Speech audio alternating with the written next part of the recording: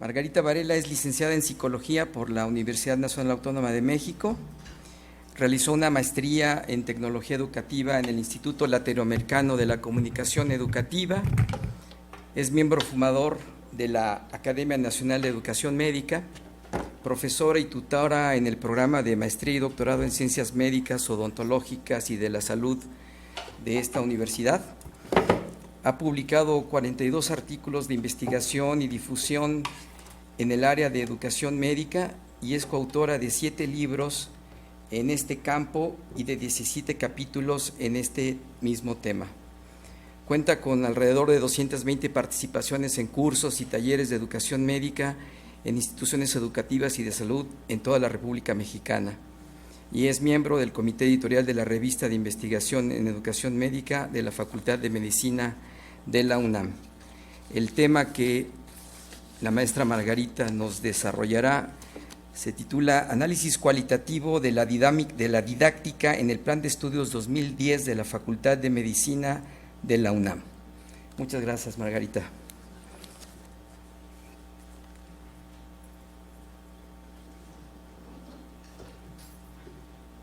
Bien, buenos días.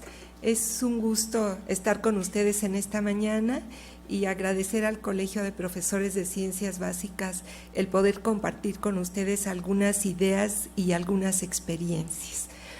Bueno, creo que mucho de lo que vamos a ver se conecta con lo que ha dicho el doctor Pomposo, pero desde un enfoque muy diferente, porque nos vamos a ir al mundo concreto, a las voces de profesores y de estudiantes de aquí de la facultad.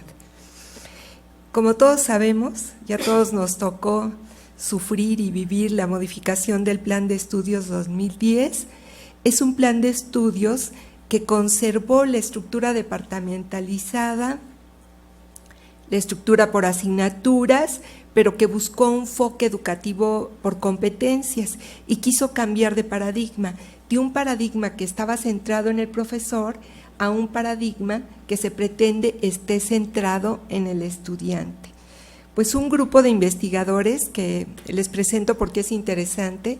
Aquí hay sociólogos, psicólogos, pedagogos, médicos y un grupo bellísimo de pasantes. Conformamos un equipo de investigación que queríamos ver qué estaba pasando con la implementación del Plan de Estudios 2010. Y el objetivo y la pregunta que nos hicimos es, en el campo de la didáctica, al implementarse el Plan de Estudios del 2010, de acuerdo a la experiencia de profesores y estudiantes, y en este caso lo que yo traigo es qué estaba pasando en el tercer año de la carrera de medicina. Como ustedes saben, nuestro tercer año tiene un tercerito que le llaman los alumnos, porque finalmente se compone de 3 semestres, el quinto, sexto y séptimo semestre. Y bueno, nuestra pregunta es, ¿qué está pasando? ¿Cómo se está enseñando? Hablamos de la didáctica viene de didactique, enseñar, y significa, su origen es muy prescriptivo y normativo, es decir, la didáctica nos va a decir cómo ordenar, cuáles son los principios, los aspectos teóricos de la enseñanza, así como en la educación hay una ciencia que es la pedagogía, que nos va a dar los aspectos teóricos, todos los principios de qué es la educación y cómo se lleva a cabo.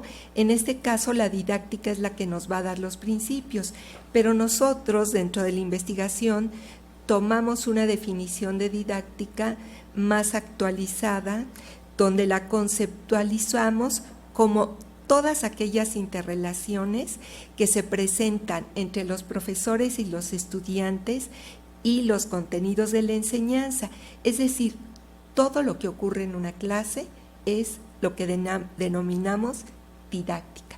Todas esas interacciones, todos los momentos, los recursos, lo que decimos, lo que participa el alumno, todo esto lo entendemos como la didáctica.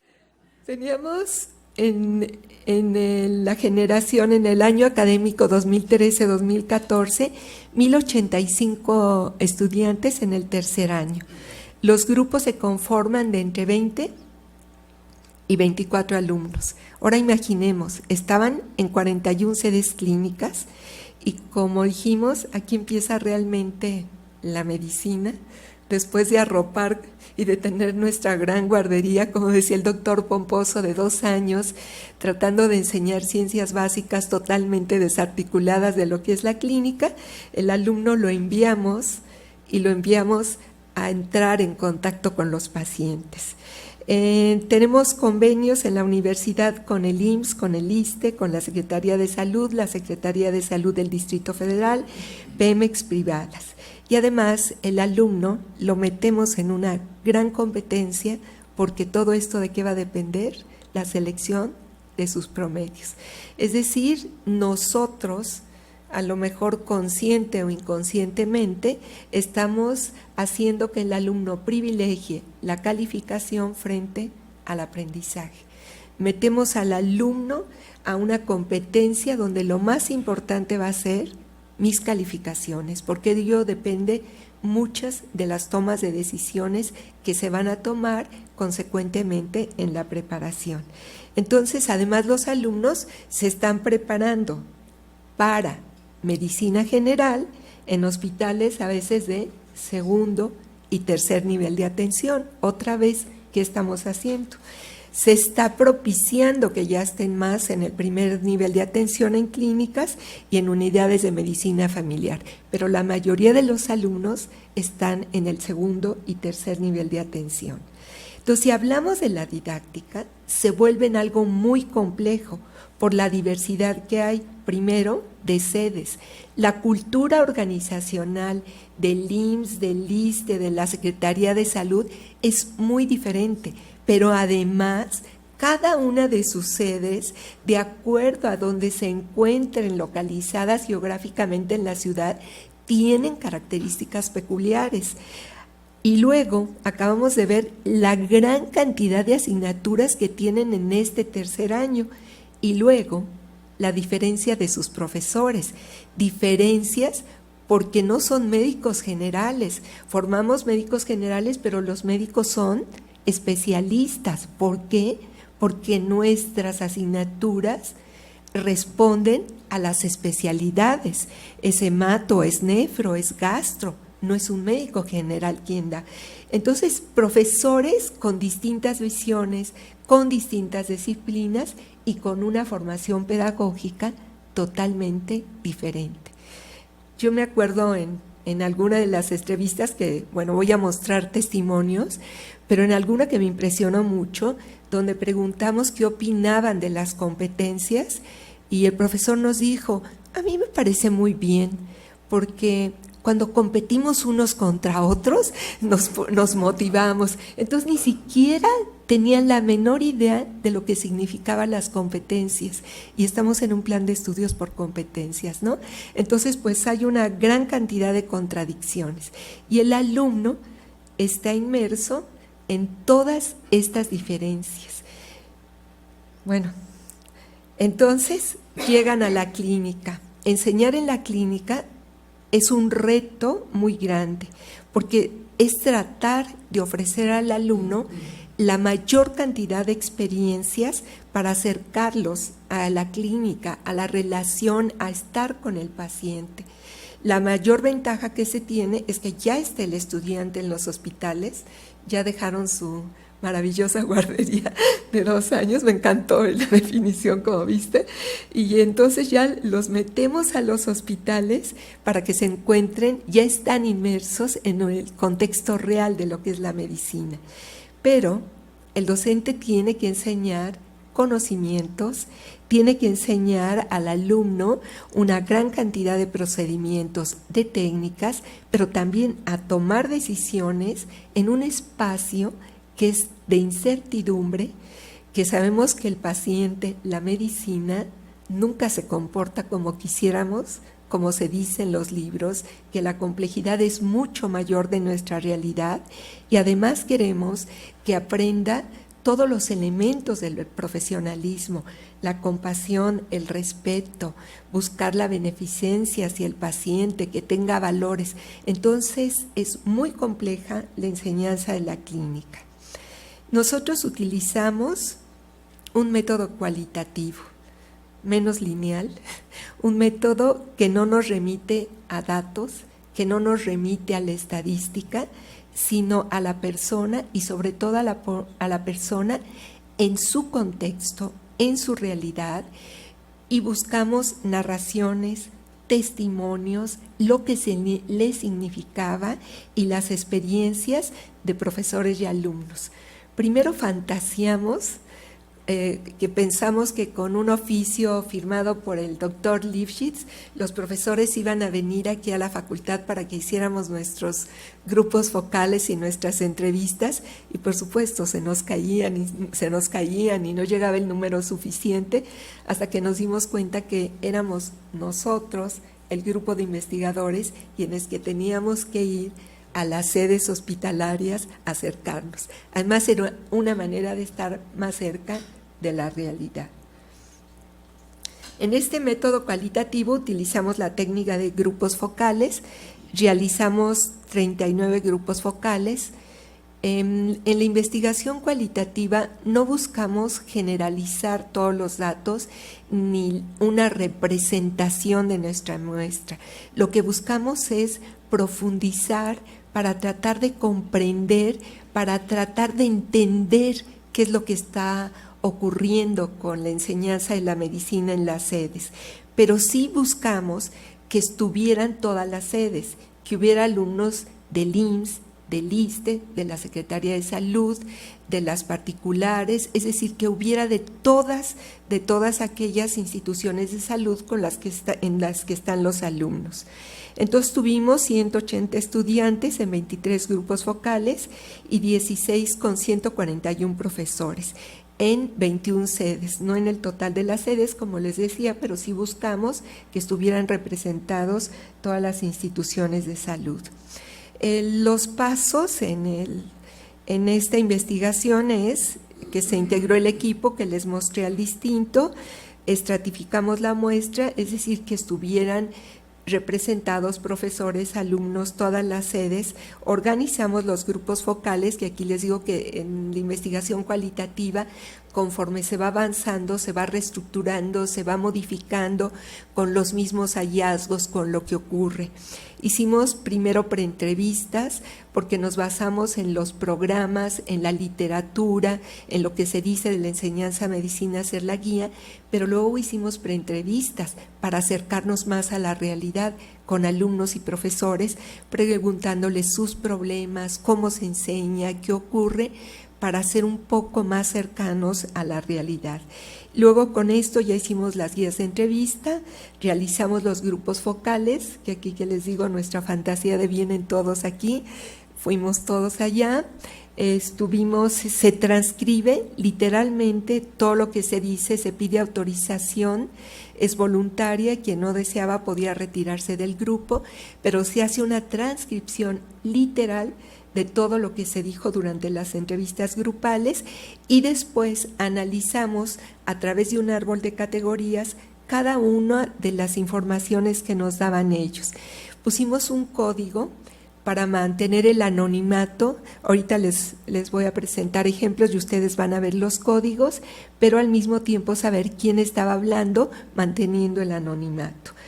Clasificamos los testimonios por categorías, hicimos una estructuración, nuestro reporte final estuvo agrupado en las tensiones, encontramos una gran cantidad de tensiones, el reporte estuvo a través de estas tensiones reportado y después hicimos un proceso que en el enfoque cualitativo hablamos de validez y confiabilidad, aquí hablamos más bien de autenticidad y rigor y lo que buscamos es que se haga diversidad de grupos focales porque en algún momento yo puedo decir lo que quiero que el entrevistador espera de mí, puede haber mentira por supuesto y para tratar de que nuestro enfoque tenga el mayor rigor y autenticidad, se hace gran cantidad de grupos, buscamos lo que se busca, el punto de saturación, cuando ya no encontramos nada nuevo en los testimonios,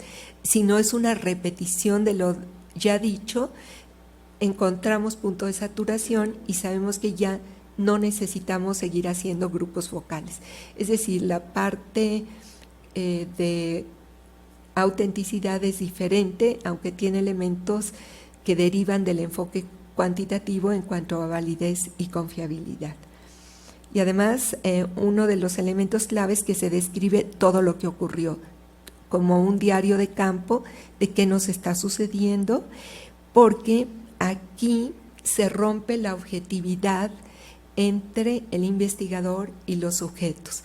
Nuestra subjetividad está ahí dentro, la formación, la disciplina de cada uno de los investigadores va a penetrar en cómo interpretamos, en lo que vemos, y tiene que quedar totalmente explícita para quien va a leer el informe, porque va a haber el sesgo, y lo reconocemos, el sesgo de nuestras propias subjetividades, de nuestras experiencias. Entonces, con los grupos focales están las voces de los estudiantes, de los profesores. Aquí buscamos sus experiencias, sus inquietudes, sus emociones, sus expectativas, qué sentían, qué pensaban. Y es algo muy emotivo estar con los alumnos, porque decíamos, estamos penetrando en las entrañas de la Facultad de Medicinas. Esto lo hicimos desde el primer año hasta el internado, y obtuvimos una riqueza de información, no siempre publicable, no siempre podemos decir todo lo que encontramos, porque pudiera no ser bueno para nuestra facultad, pero sí aquello que podemos mejorar, sí aquello que podemos modificar es lo que estamos presentando. Y este es como presentamos, esta es una categoría. La categoría es exceso de contenidos académicos en cada programa de asignaturas. En rosa les leo el testimonio. Dice, yo les expresaba a los muchachos, en los tiempos libres que tengan se van a rotar.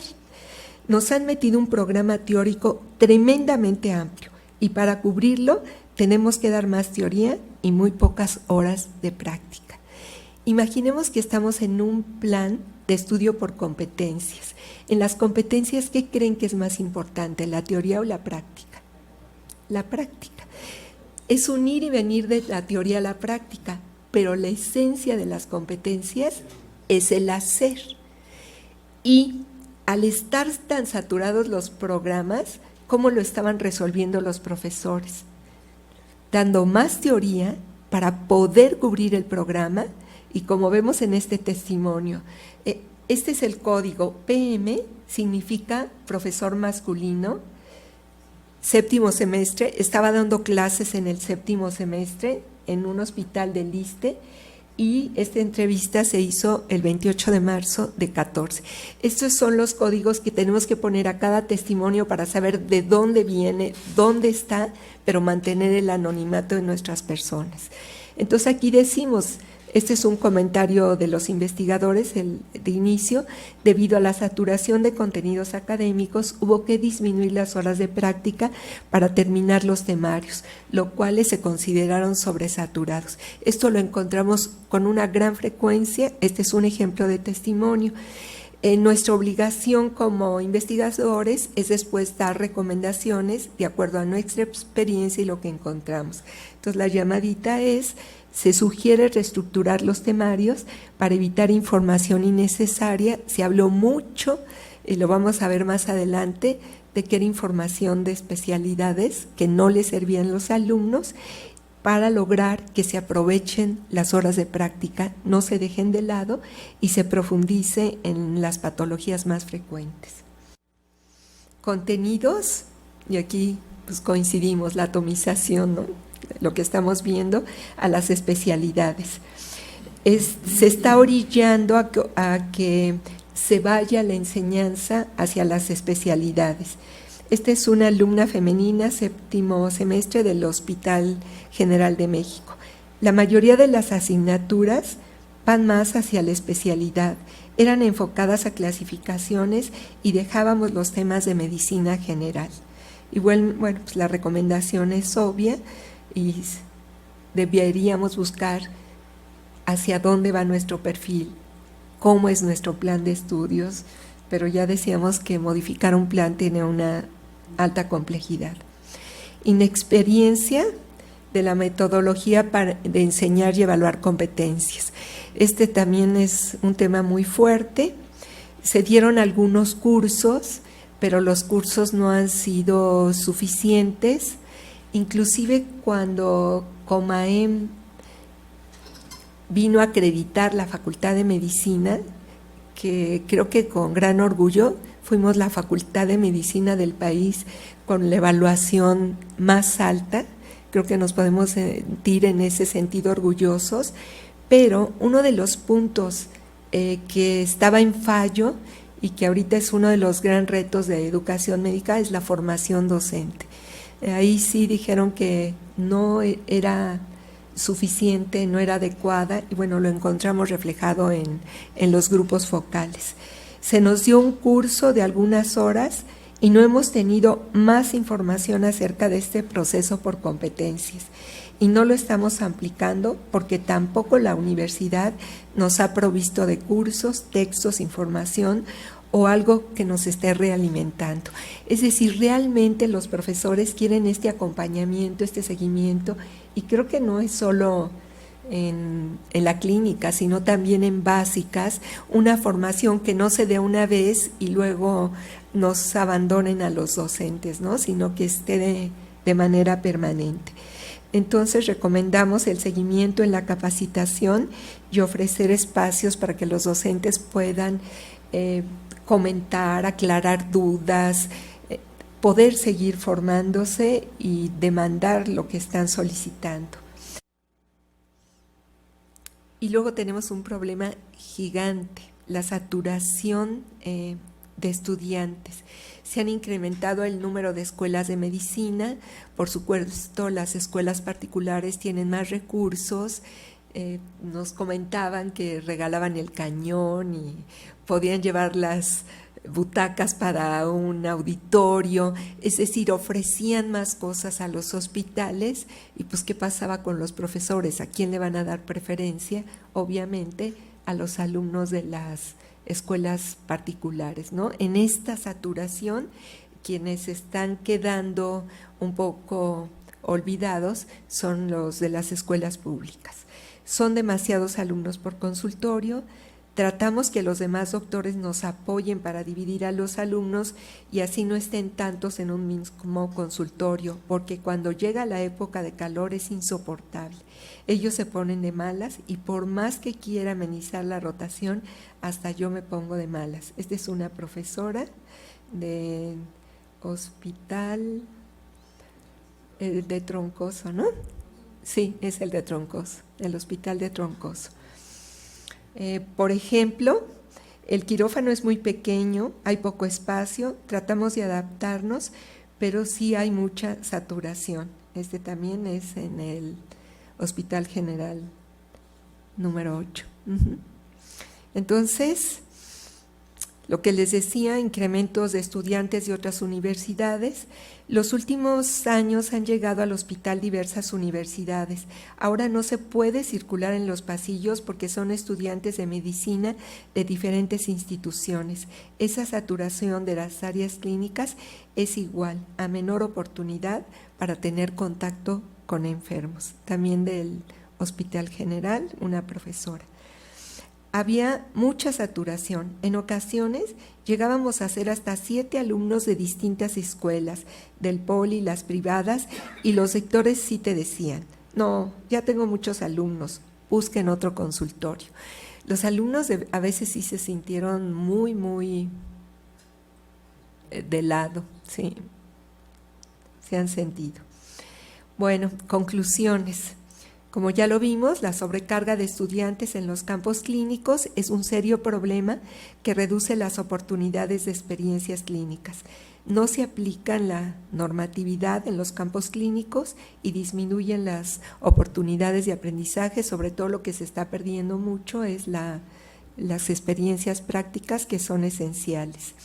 El exceso de contenidos académicos en las asignaturas y su incremento con más especialidades propician un satisfactorio cumplimiento de los programas académicos, en especial por lo que decíamos, disminución de tiempo de las prácticas y tendencia hacia enseñar con un enfoque hacia las especialidades.